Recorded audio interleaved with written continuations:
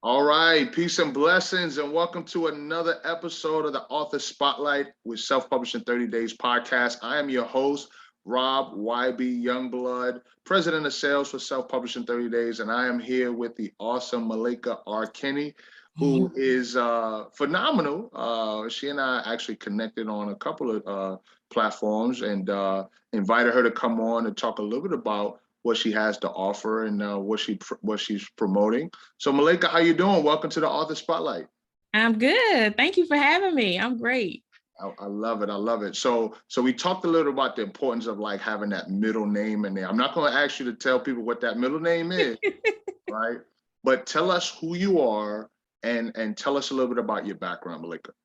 Sounds good. So hello, everybody. My name is Malaika R Kennie. I'm an author. I'm a professional development coach. I'm a leadership development trainer and a proud mother of 3 awesome kids. I say awesome because they mine. What I do is I coach and provide services to individuals who are stuck either at work or stuck at school systems. Right now, I'm really focusing on the school systems because we're in a pandemic and they need the most guidance on leadership development and professional development. So that's what I do right now. I have 2 awesome planners for those people who are needing productivity. And that's a little bit about me. I love it. I love it. So we talked about that a little bit as well. So you have an essential planner and then you have a productivity planner. Tell us the difference between the two, and then what was the inspiration? Matter of fact, let's lead to that. What was the inspiration for you developing the 2 planners, right? So you have a productivity planner and you have an essential planner. Tell us, what was the motivation behind developing that? And then what is the difference between the two? Sounds good. Okay. I believe in transparency. So the reason behind and the motive behind my essential planner was because we was in COVID and I had 4 different planners. I had a budget planner, I had a journal, I had a calendar planner, and I was like, you know what, I'm tired of writing all these books. So the essential, which I took the word essential because I feel like we're all essential. Right. My essential planner came out from that. It came out from doing different things in different books. So I combined them into one. So that came out as a journal, a inspiration. So every month you got something inspirational to keep you moving per month. It had a budget planner in there and it had journal paper. I love it. My productivity planner, actually, honestly, I was not going to write that. I was not going to create that book at all. And one of my coworkers, who actually, I didn't even know she brought the book. She indicated like, when you're going to do the next one? Because I'm ready. And I was like, what? Like, really? It was very awesome. And so many people have reached out and was like, when are you going to do the next one? When are you going to do the next one? I was like, all right, God, where you want me to go? Because I hadn't planned on doing this. So I wanted to also incorporate their productivity side of it because as parents, we do a lot of stuff. Yeah. So I wanted to make sure that we not only got our budget in there, we got how we're going to time block. That's going to be an episode I'm coming out with next, how to be productive. And that's how it started. I love it. So it came out of a necessity based on your desire to be productive, as well as to recognize that you've got all these different planners. Let me pull that all together and then offer that to the marketplace. I love it. So why do you think that product has become so on demand? Like why has that thing been so successful? I think because a lot of people was feeling the same way I was feeling, right, having multiple books and then trying to go find out, which book I wrote that in, or right, where I'm gonna put this at. I think everybody was probably feeling the same thing. And during COVID, we were all like, okay, we don't even need planners right now. But yet we still had to pay bills. We still had to write out our thoughts. So I think it was, for me, I think it was helpful for myself that I thought can bring blessings to other people. I love it. I love it. Tell us a little bit more about your coaching business. I know you said you're in the coaching space. Tell us a little bit about more. Where did that desire to coach come from? Obviously, you tell us about the desire and why you wrote the books, but where did the desire to coach come from? The desire to coach came from many years of developing self. I started off in the administrative world, and when I say I had no coof, I had no professionalism, I had nothing. I used to go to work in flip-flops. How about that? Yeah. In the administrative office with the directors in flip-flops. Wow. Until one day he coached me, and I used to always say, why he always picking on me kind of thing. But it wasn't. He was actually grooming me. And at that time, because I was naive and young and I thought I knew everything, I didn't see it.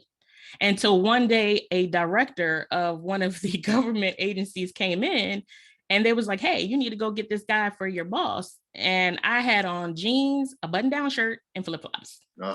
Yeah.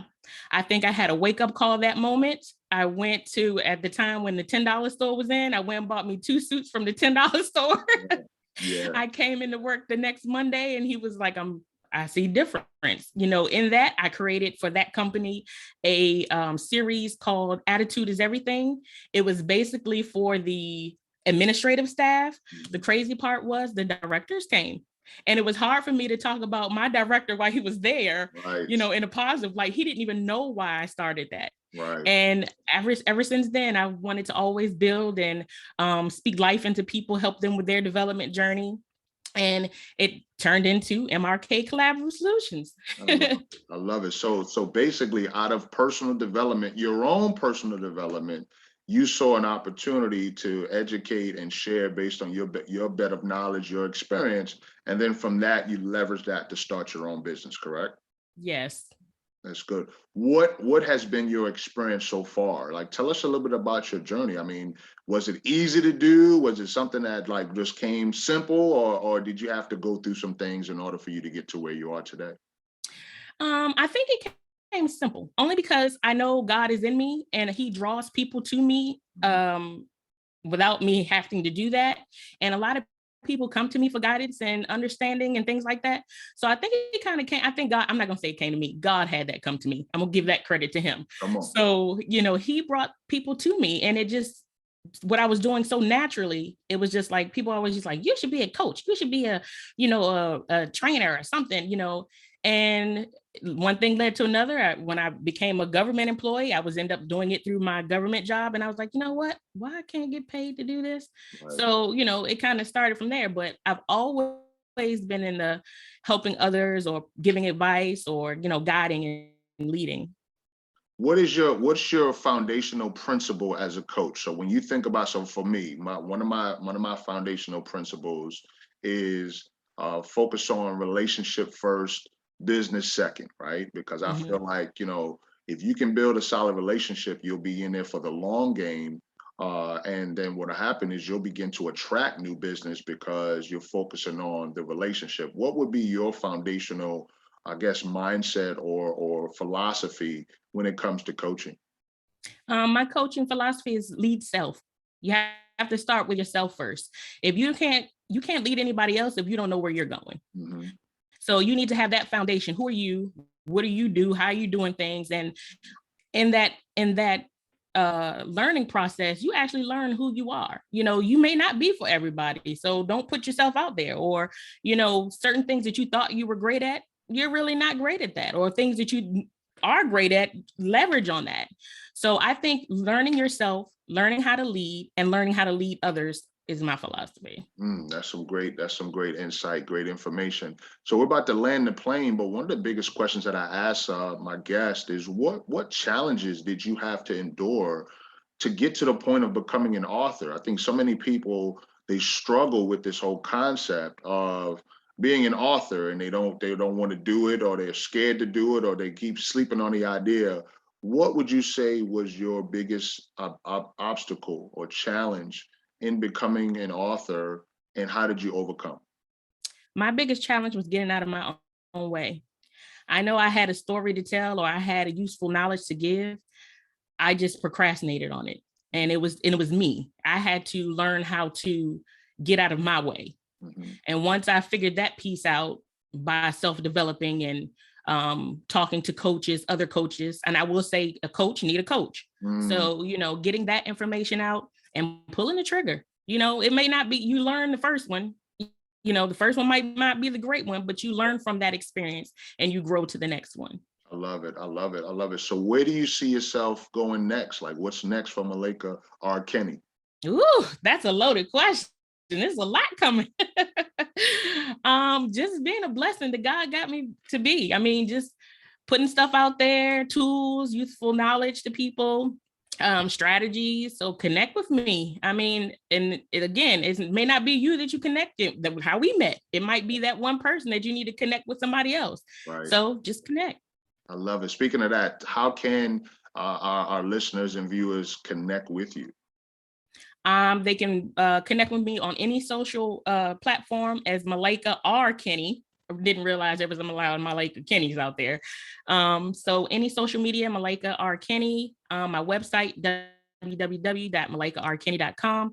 I'm on Instagram, only one Malaika R Kennie.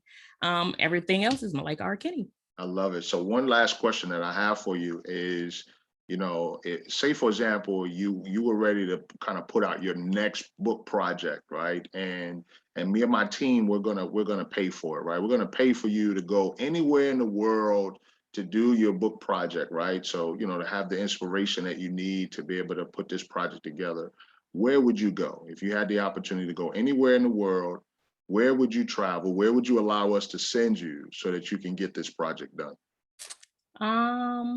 Across the pond, any pond. Across any pond. Okay. I would love to connect with different cultures, different people, learn different ways on how they do things, how they be productive, and bring it back. Each one teach one. I love it. I love it. I love it. Well, listen, you've been listening to Malaika R Kennie, author, CEO, coach, and you want to definitely connect with her so that you can get your hands on those planners. At the time of us recording this, we're actually just a few months shy of a new year, and so we want you to be productive. We want you to understand how essential you are. So definitely connect with Malaika R Kennie, and you'll get that information in the bio here when you watch this video or listen wherever you get this content. With that being stated, we encourage you to continue to be encouraged, be blessed, but most of all, share the faith. And the way that you do that is by walking in your gift, because your gift will make room for you. We'll see you next time. Peace. Bye.